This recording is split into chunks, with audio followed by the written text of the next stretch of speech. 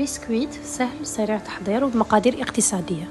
حضروه لأطفالكم في 10 دقائق وقدموه مع قهوة وحليب.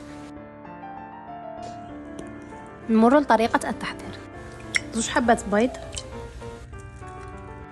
نضربهم مليح، نضيف لهم كاس إلا ربع سكر عادي.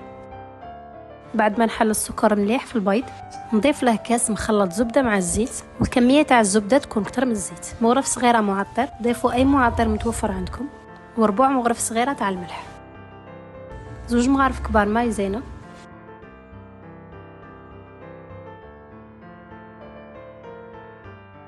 نحط الكاس الاول تاع الفرينه مغرف ممسوحه خميره كيميائيه، ونكمل نضيف الفرينه حتى تلم العجينه. والفرينه حسب النوعيه، انا جاتني 4 كيسان وربع. نحط كيس بلاستيكي ونفتحها، ما تفتحوهاش رقيقه بزاف وما تفتحوهاش خشينه بزاف، متوسطه. شكلوهم باي طوابع متوفرين عندكم.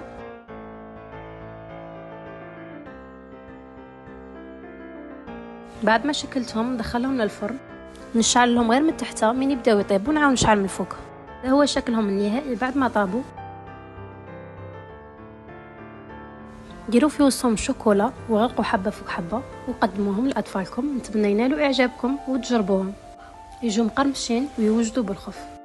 وهنا نكون وصلنا الى نهايه الفيديو. الى الفيديو القادم ان شاء الله. تهلاو لي في روحتكم. سلام.